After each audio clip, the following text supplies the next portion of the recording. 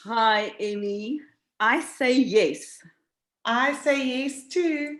Oh, thank you. Welcome to Continental Uh, Conversations with SWA. And it is a privilege for me as the SWA representative to welcome you to our first Continental Conversations with a South African guest. And how awesome is it for me as the outgoing Global Wellness Day Ambassador for South Africa to actually be doing this interview and to just welcome you. You've been such an incredible inspiration to so many for so many years and also to me. So I'm delighted to congratulate you on your new appointment. So well done. Thanks so much, Celeste. I'm so honored and privileged to represent Global Wellness Day in South Africa. Well, I think you're going to do an amazing job. You were such great support to me as a supporter. Um, Tell me, what do you see different that is going to happen in this coming year? Because you're going to put your own flair to it, and I'm looking very forward to hearing what you're going to do. Well, Celeste, I have some really big shoes to fill. You've done an amazing job over the past couple of years. And Global Wellness Day has gained tremendous traction in South Africa within our beauty industry.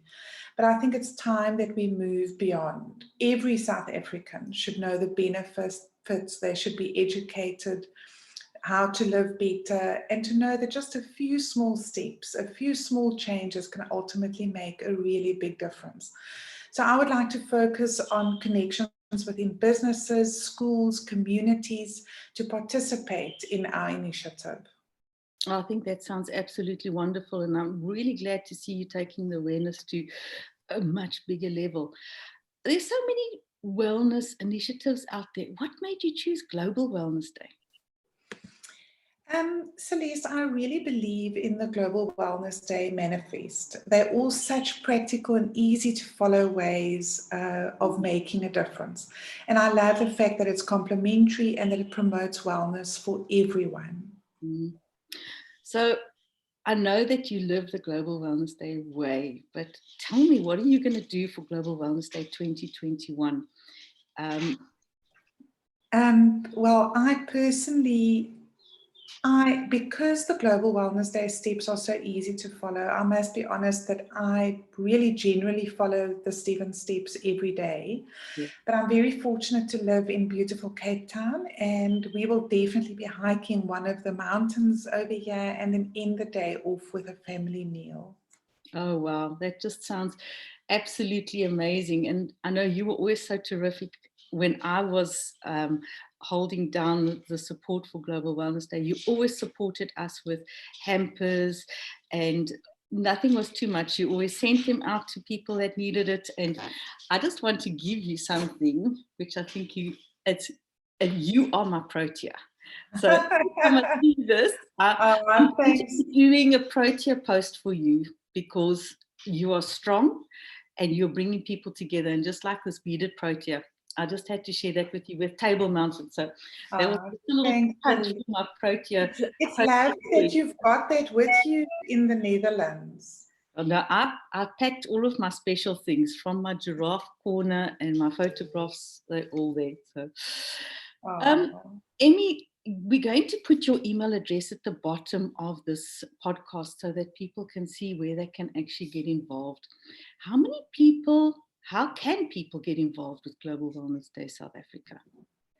Celeste, it's really very easy. Everyone is welcome, or anyone's welcome to send me an email or give me a call. I can share lots of different ways to get involved.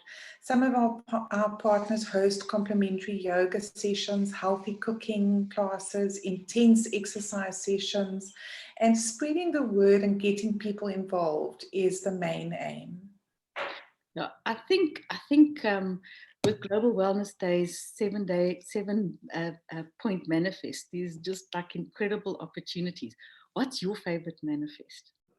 Definitely a family meal. For us, I'm a firm believer in family meals. This has been a standard in our house since my husband and I got married, and especially when we had our children.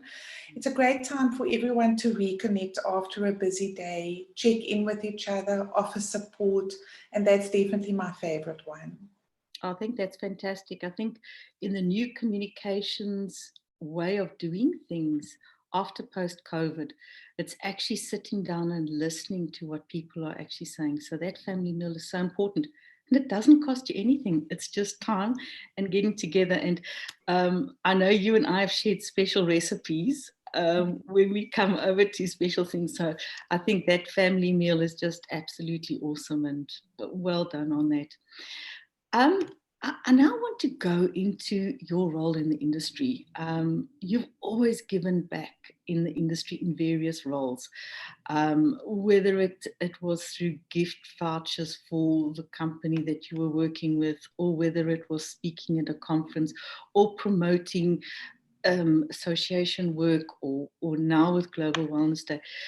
Can you tell us which role has made the most impact on your life that you've played? Celeste, yes, I've been very fortunate in my life to have great mentors, and especially when I just started in the industry, they believed in me and they gave me wonderful opportunities. I realized then what an impact one can have on someone's career and the path that they will ultimately follow. And this has been my driving force in giving back. Each of the initiatives that I've been involved with has been so different. Some focus on the individual, some focus on a business, some have been more spa or beauty orientated, and others wellness and lifestyle orientated. I don't think one specifically has had the most impact. I think the culmination of all the different things that I've been involved with has shaped the person that I am today. And to be honest, it has increased my drive to give back and help others. I just want to say that I remember you a couple of years ago where you were involved in the entire Africa, where you were working with the therapists and the spa managers, and you had an initiative with the Global Wellness Institute, am I correct? And it was a mentorship. So your name is very well known throughout Africa because you developed the connection. So I think it's now particularly important for our members that are actually listening to hear what kind of industry you were involved in. And I just want to read some of the things that you have done. You've been a therapist, you've been a manager, you've been a consultant, you've been a spa designer, international product house distributor, international local brand development, and more. Global wellness mentor for that wellness initiative for therapists and spa managers. You've got success stories in all sorts of places where you've been, you know, from consulting to, I remember the one day you walked past and you saw a leopard on the way to your room. I seem to remember this. This can only happen in Africa. I know you've had worst experiences. I know you've had best experiences. I know you've had things that you've been glad of, but I also know that there are some things that you might necessarily not have been glad about. But for our younger members and for our people who are developing, what can you tell them that they can actually, that there's a tip for them to actually strive and to go forward and not to be scared about? I know you've got some great tips for our listeners. And Celeste, I'm actually busy moving at the moment. I'm going through lots of stuff and packing up boxes, and I found my first ever payslip as a young, newly qualified therapist. Initially, I couldn't believe that I worked for that small amount.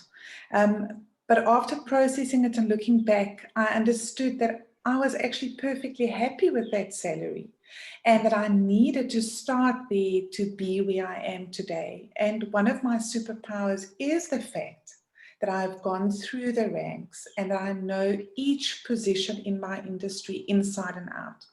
So I know a lot of the youngsters want to start and very quickly move through the ranks and become a supervisor or become a manager. But that will often backfire on you because you need to start at the bottom. It's a very necessary part of the journey.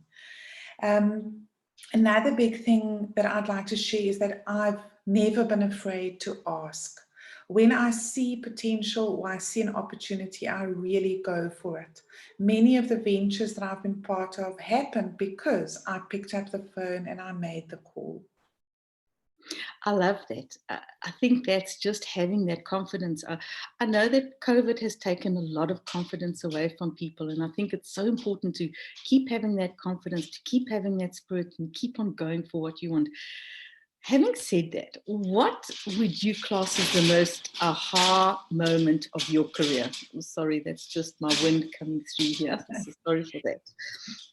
Celeste, I think because as a young girl, I have lots of self-doubt, and I didn't think that people would necessarily give me the time of day. And I got to a point where I wanted to import an international brand into South Africa and use it in the spa that I was working on at that time. And I just got all my guts together, picked up the phone and phoned them and thought, well, they can only say no. And they actually said yes. And that opened an entire whole new industry and field for me that I could learn from and grow and spread my wings. But if I didn't have the guts to pick up that phone and take a chance and be willing to get a no for an answer, that never would have happened. No, courage is a big thing. And I think that's such a big lesson for us all to learn. It's also courage to make a mistake and to just try. So thank you for sharing that. That's just such a worthy tip. I think we all learn lessons in life, and some lessons cost us more than we care to admit, but some also help us to grow and ensure that we never make that mistake again. What is the one tip that you can give our budding therapists and spa managers and wannabe business owners? Well, I think from my personal experience, I'm by nature a people pleaser, and I always want to or go out of my way to help and assist. But that has meant that I've been taken advantage of as a young therapist. And through the years, I've learned to be more resilient and to protect myself. And of course, my knowledge and my experience a bit better. I think that's a great one. Learning to say no is the most amazing, empowering aspect. And you're never too old to learn that. But I also just want to add to that is it's also important when you're young and you're starting off to actually say yes. A lot of opportunities came across my way, and if I didn't say yes, or I didn't go out of my way or worked on Christmas Day or worked every public holiday to get further in my career. So although you need to say no sometimes, I think it's also important to say yes. Oh, yes. Especially, yes, I agree with that. Em, what would you describe your management style as? I'm definitely democratic. I ensure that the people around me are very capable, and I ensure that I trust them. If they are in my team and they're part of the journey, I make sure that I trust them and I let them do what they need to do. I'm very results based, but I also definitely lead by example. I'm not scared to get my hands dirty myself and show them that we're all part of one team. Yeah, and I think working through the ranks has certainly helped you to do that. Yeah. Yeah, that's great. Okay, 2 words. Which one would you choose? Integrity or reputation? Very easy, 100% integrity. I love that. You became a SWAA member last year. We've got lots of interesting webinars. What do you think the future of a SWAA in South Africa? I'm very excited about the newly formed South African chapter for SWAA, and I think under the guidance of Jacqueline Wenzel, it can add a lot of value to our industry in South Africa.